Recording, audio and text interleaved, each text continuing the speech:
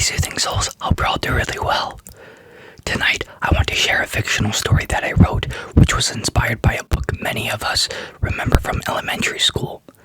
It was a book filled with mysterious drawings, and beneath each drawing, there was only a single line of text. That line was all we were given. We were told to write a story inspired by the drawing and include that exact line somewhere in the story. Just the image, just the line, nothing more. Tonight, I will do the same. The illustration I have chosen is called The House on Maple Street. And the line beneath it reads, "It was a perfect liftoff." At first glance, it looks like an ordinary house, but then you notice something remarkable. It is rising, slowly, smoothly, lifting off the street. The roof tilts slightly toward the sky. The chimney leans as if straining upwards. The foundation lifts, almost weightless. No people, no animals, just the house, floating, suspended, alive in a quiet, mysterious way. The windows catch the light, shimmering softly as the house begins to rise, and you can feel, even from a distance, that it is not just moving, it is responding, awakening, preparing for something extraordinary. Let's get started with my version of the story. When the Whitaker family moved in, everything seemed ordinary. The floors were polished. The doors opened smoothly. Sunlight spilled through the windows, casting warm shapes across the walls. For the first few days, the house felt welcoming. The kitchen smelled faintly of polished wood. The living room was tidy. Even the staircase felt steady underfoot. But one evening, after a long day, someone left the back door open. No one noticed, and that is when it began. At first, the changes were subtle. A hallway seemed longer than usual. The ceiling felt slightly lower in one corner. A picture frame tilted without anyone touching it. The family went about their daily routines, unaware, but the house was listening, adjusting, awakening.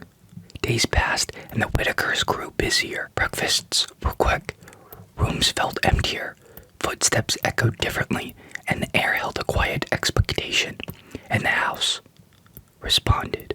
The living room stretched gently. The staircase leaned ever so slightly. The walls shifted, leaning inward or outward, as if noting every movement, every sound. One quiet evening, as the family gathered in the living room, candles flickered softly. Voices hushed. Footsteps slowed. The house stirred. The floor shifted. The walls stretched. The ceilings rose. And then, the Whitakers watched in awe. The house lifted off the street. Higher, weightless, as if floating on invisible air currents. It was not chaotic. It was not frightening. It was gentle, deliberate, and perfect. Someone whispered, almost to themselves. It was a perfect liftoff. The house hovered above Maple Street, rotating slightly, catching the fading sunlight. It was not leaving. It was not abandoning anyone. It had lifted, as if celebrating the Whitakers' laughter, their shared meals, the quiet care and togetherness that had awakened it from stillness. It floated, a magical reflection of harmony and the attention given to it, alive in its own gentle way. Over the next days, the family lingered. They left doors open, voices carried across rooms, meals stretched longer. Even chores were done slowly, deliberately, as if learning to match the rhythm of the house. Every shadow on the wall, every soft echo of laughter, all of it was remembered by the house. Even the back door, once again, was remembered. Time passed, seasons changed, and eventually the Whitakers moved away. They never explained why, but the house remained quiet, patient, aware. And on evenings when the wind drifts along Maple Street, the back door creaks softly, the floor sighs gently, and the house remembers that perfect liftoff. The drawing never told us why the house moved.